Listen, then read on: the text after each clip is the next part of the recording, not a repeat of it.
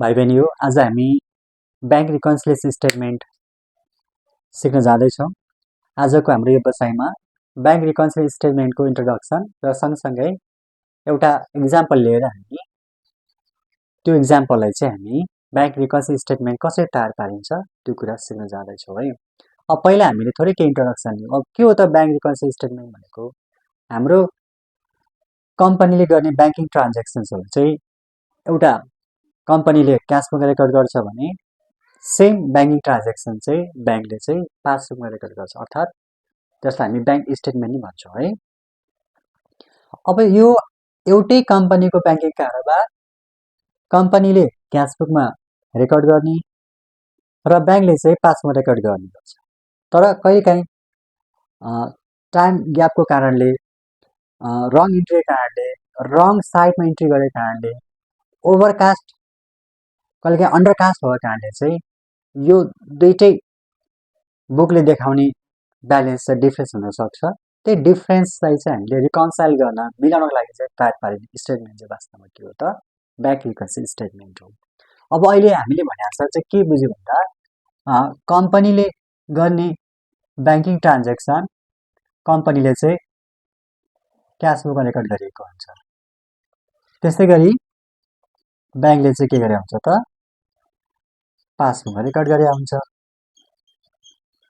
अब हाम्रो कुनै पनि कारोबार रेकर्ड गर्दा चाहिँ यसले दुईटा साइडमा, एउटा डेबिटमा एउटा क्रेडिटमा असर गरेर हुन्छ। त्यसकारणले हाम्रो यो क्यासबुकको डेबिट, क्यासबुकको क्रेडिट, त्यसै गरी पासबुकको डेबिट, पासबुक क्रेडिट हुन्छ।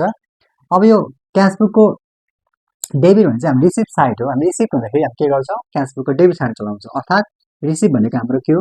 आम्दानी। आम्दानीले के गर्छ? ब्यालेन्सलाई बढाउँछ, इन्क्रिज गर्छ। त्यसै गरी हाम्रो क्यासबुकको क्रेडिट साइड भनेको चाहिँ के हो त भन्दाखेरि चाहिँ पेमेन्ट साइड हो, अर्थात् पेमेन्ट भुक्तानी गर्दा हाम्रो के हुन्छ? खर्च हुन्छ। खर्च हुँदा हाम्रो के हुन्छ? ब्यालेन्स घट्छ हाम्रो।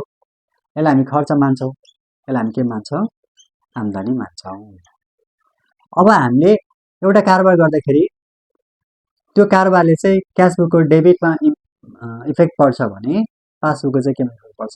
क्रेडिटमा इफेक्ट पर्छ, किन opposite side same amount effect पर्ने भएको कारणले।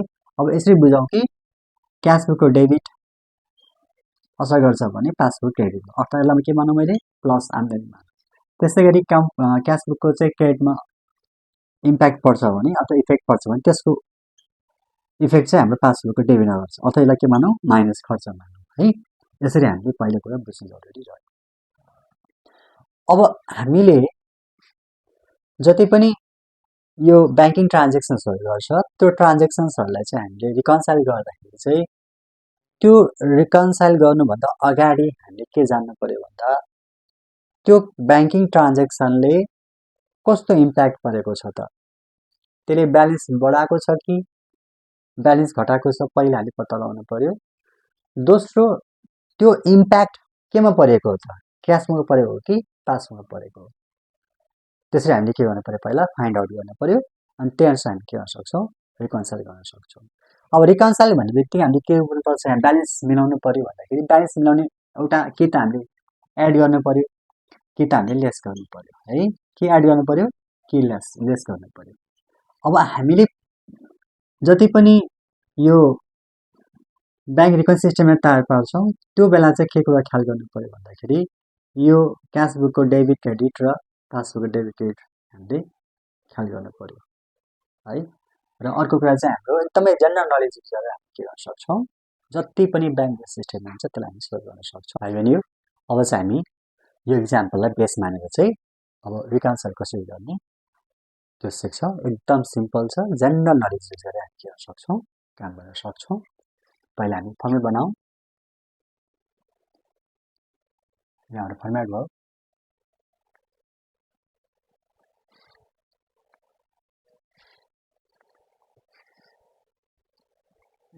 एमाउन्ट भयो, एमाउन्ट हामी डिटेल्स एन्ड टोटल लेख्न सक्छौँ।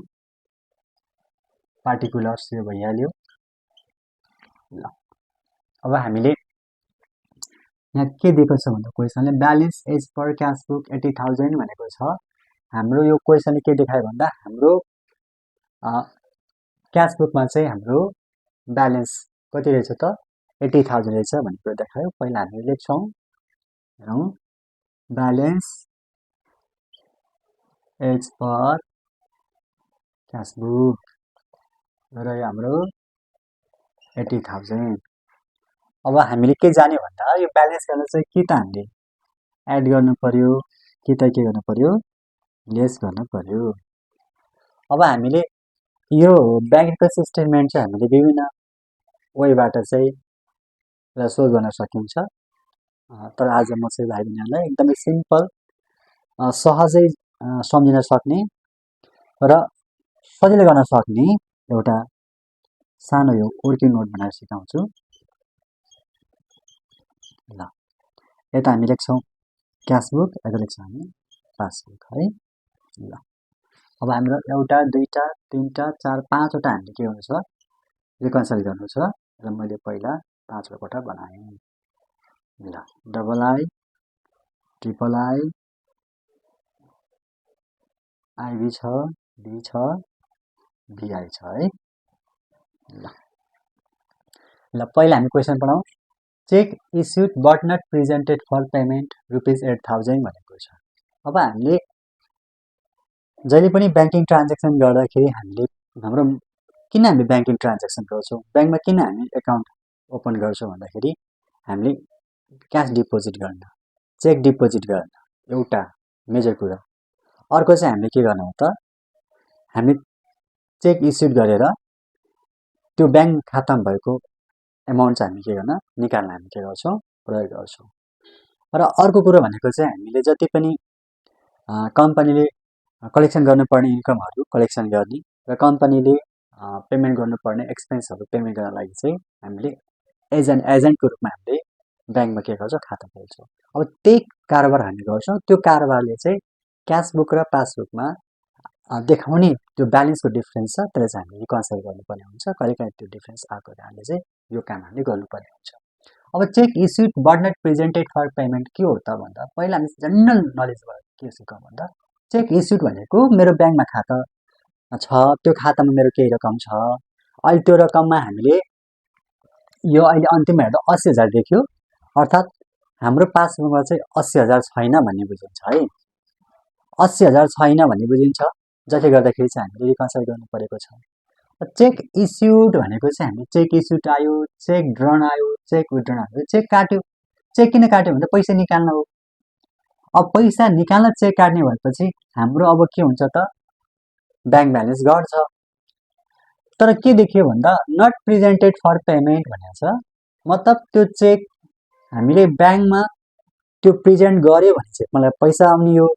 जबसम्म प्रेजेन्ट गर्दैन तबसम्म ब्याङ्कले पेमेन्ट गर्दैन।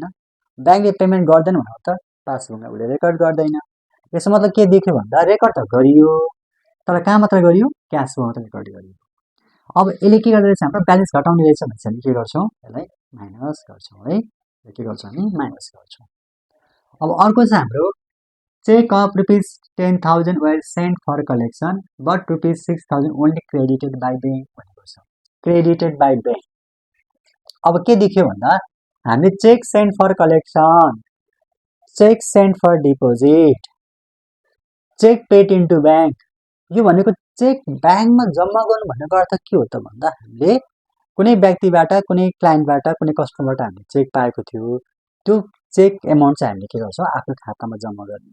यो जम्मा गर्दा के हुन्छ, हाम्रो डिपोजिट भनेर जम्मा गर्दा के हुन्छ, हाम्रो कलेक्सन गर्दा के हुन्छ, हाम्रो ब्यालेन्स बढ्छ। अब ब्यालेन्स त बढ्यो, हाम्रो 10,000 को चेक प्लस 10,000 हुनुपर्ने, तर ब्याङ्कले चाहिँ मात्र कति गर्यो, 6,000 गर्यो। अब यस्तो केसमा के गर्ने भन्दा दुईवटा यस्तो डिफ्रेन्स एमाउन्ट आएको छ भने भाइ यो हामीले पहिला चाहिँ के गर्दाखेरि यसलाई लोअर एमाउन्टबाट हेर्दा नि मिल्छ, हायर एमाउन्टबाट हेर्दा पनि मिल्छ, तर हामीलाई हायर एमाउन्टबाट हेर्दा अलिक सहज हुन्छ। त्यस कारण म हायर एमाउन्टबाट कसरी गर्ने सिकाउँछु है त। अब अहिले भर्खर हामी के जाने भन्दा कलेक्सन भनेको बढ्नु हो, प्लस हुनु हो। अब हामीले हाई कुनमा छ त भन्दा जस्तै 10,000 हामीले डिपोजिट गर्यो, ब्याङ्कले चाहिँ जम्मा 6,000 मात्रै डिपोजिट गरेपछि हाम्रो ब्याङ्कमा के हुन्छ पासबुक हुन्छ, हामीसँग के हुन्छ क्यासबुक हुन्छ। भनेपछि बढी केमा डिपोजिट भयो त क्यासबुकमा। भनेपछि म के गर्छु अब क्यासबुकमा प्लस गर्छु, क्यासमा के गर्छु म प्लस गर्छु। अब अर्को छ हाम्रो इन्ट्रेस्ट कलेक्टेड। भर्खर मैले के भने त कलेक्टेड भनेको के हो जम्मा गर्ने, जम्मा गर्दा के हुन्छ ब्यालेन्स बढ्छ। यो सिम्पल कुरा, धेरै हामीले लम्बै चौडा सोच्नै परेन अरे। कलेक्ट गर्यो त कलेक्ट कसले गर्यो त भन्दा ब्याङ्कले गर्यो है। ₹1000 was not recorded in cashbook भने क्यासमा त रेकर्ड गरेकै छैन, थाहै छैन क्यासबुकमा त हामीलाई थाहै छैन। कसले रेकर्ड गर्यो ब्याङ्कले। ब्याङ्कमा के हुन्छ पासबुक हुन्छ। भनेपछि कलेक्सनले के गर्छ अरे प्लस हुन्छ भनेर छ। हामी के गर्छौँ अब यो आइबीमा पासबुकमा प्लस गर्छौँ है। नेक्स्ट छ भीमा ब्याङ्क चार्ज। यो चार्ज भन्यो, एक्सपेन्स पेड भन्यो होइन, इन्ट्रेस्ट अन लोन भन्यो, इन्ट्रेस्ट अन ओभरड्राफ्ट भन्यो। यी सबै के हो त हाम्रो खर्च हो। खर्चले के गर्छ ब्यालेन्स घटाउँछ। त ब्यालेन्स केमा घट्यो हेरौँ है त। ल ब्याङ्क चार्ज भने त माइनस हो, ब्यालेन्स घट्यो थाहा भयो। तर बाई ब्याङ्क भनेको छ, by bank shown only in passbook भन्छ। ब्याङ्कले के गर्यो घटाएर पासबुकमा देखायो, के गर्छौँ माइनस गर्छौँ है। पासबुकमा के गर्छौँ माइनस गर्छौँ। ल अर्को लास्ट वान छ हाम्रो debtor directly deposit into bank ₹10,000 भनेको छ। डेप्टर अर्थात् हाम्रो कस्टमरले के गर्यो भन्दा हामीलाई तिर्नुपर्ने पैसा 10,000 थियो, हाम्रो अफिसमा फिजिकली क्यास नतिरिकन उसले के गर्यो हाम्रो खातामा गएर जम्मा गरिदियो। खातामा जम्मा गरेपछि खाता कहाँ हुन्छ हाम्रो ब्याङ्कमा हुन्छ। ब्याङ्कमा के हुन्छ पासबुक हुन्छ। पासबुकमा के गर्यो अब डिपोजिट हुँदै के भयो जम्मा गर्नु भनेको बढ्नु हो, प्लस भयो। त कसले प्लस गर्यो ब्याङ्कले मात्रै गर्यो भने चाहिँ ब्याङ्कमा के हुन्छ पासबुक हुन्छ, यो प्लस गर्यो, यो प्लस भयो। ल अब यति हामीले जानिसकेपछि हेर है भाइ बहिनी, यति हामीले जानिसकेपछि के गर्नु पर्यो भन्दाखेरि यो माइनस छ भने प्लस गर्नु पर्यो, प्लस छ भने के गर्नु पर्यो माइनस गर्नु पर्यो। हेर कसरी जाने हामीले पहिला हामीले ब्याङ्किङ ट्रान्जेक्सन पढ्नु पर्यो। ब्याङ्किङ ट्रान्जेक्सनले हाम्रो ब्यालेन्स डिक्रिज गरेको इन्क्रिज हेर्नु पर्यो। डिक्रिज गर्छ भने के गर्नु पर्यो हामीले माइनस गर्नु पर्यो, इन्क्रिज गर्छ भने प्लस गर्नु पर्यो। अब त्यो इम्प्याक्ट केमा परेको हो क्यासबुक भने क्यासबुकमा गर्ने, पासबुक चाहिँ पासबुक साइडमा हामी के गर्ने त्यो हामी प्लस माइनस गर्ने। अब यो प्लस माइनस गरिसकेपछि हामी के गर्छौँ माइनसले के गर्छ हामी प्लस गर्छौँ, प्लसलाई माइनस गर्छौँ, प्लसलाई माइनस गर्छौँ, माइनसको प्लस हुन्छ, प्लसको के हुन्छ माइनस हुन्छ। अब भाइ बहिनी प्लस कस्तो केसमा हुने माइनस कस्तो केसमा हुने भर्खर भनिसक्यो हामीले। क्यासबुकको डेबिट भन्यो भने प्लस भयो, क्यासबुकको क्रेडिट भन्यो माइनस भयो, पासबुकको क्रेडिट भन्यो भने प्लस भयो, पासबुकको डेबिट भयो के भयो माइनस भयो। यो सामान्य कुरा भयो। अर्को कुरा हामी के जाने भन्दा हामीले डिपोजिट भन्यो, सेन्ड फर कलेक्सन भन्यो, पेड इन्टु ब्याङ्क भन्यो होइन, रिसिभ भन्यो। यसले के गर्छ हामी ब्यालेन्स बनाउँछ त्यसलाई प्लस गर्ने हो भने।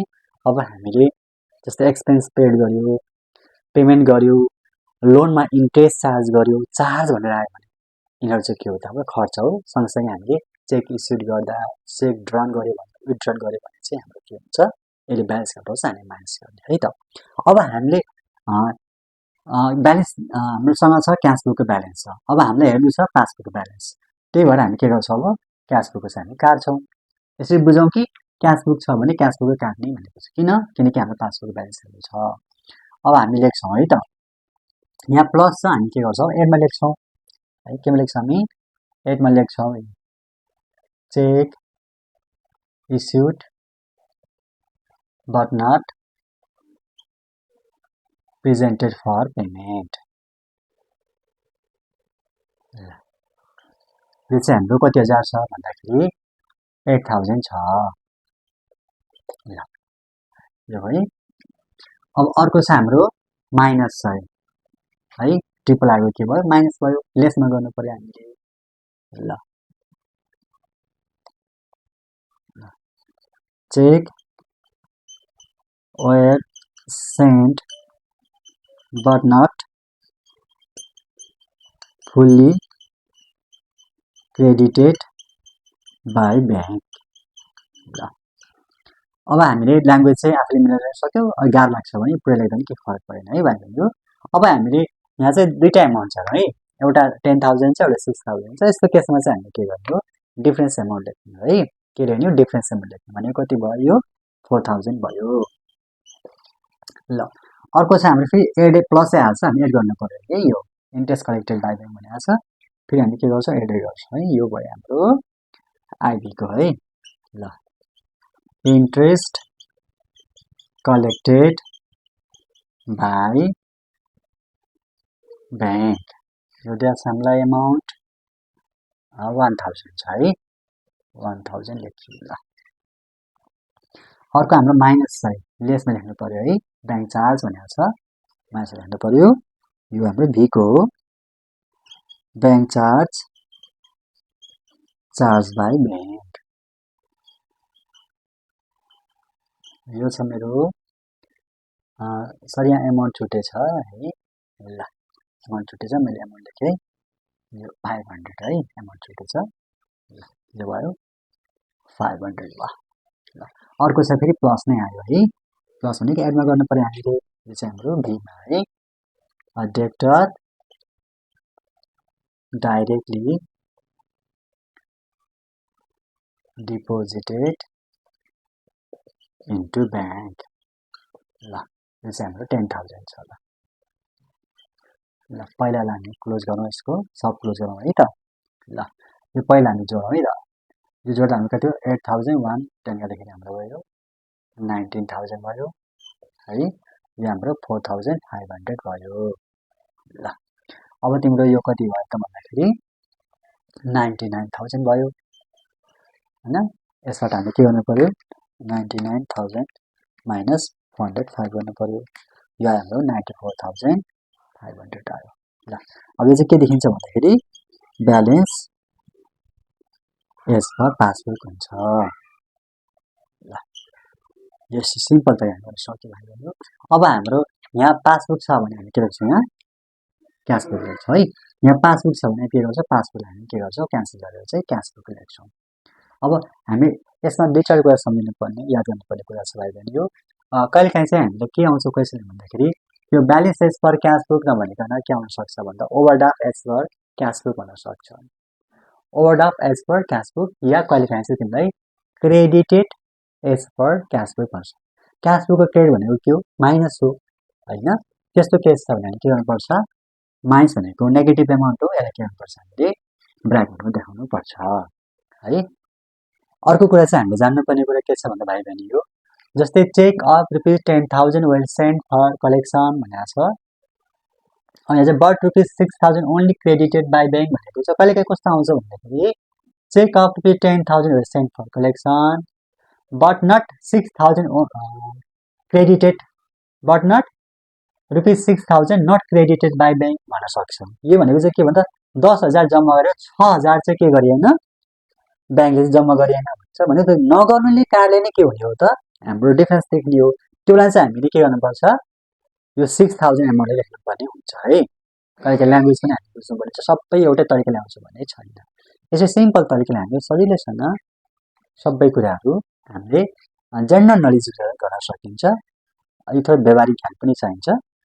ल अब हामी अर्को बसाइमा चाहिँ फेरि केही एउटा इक्जाम्पल लिएर हामी यसलाई सोल्भ गरेर केही सिक्ने कोसिस गर्छौँ है।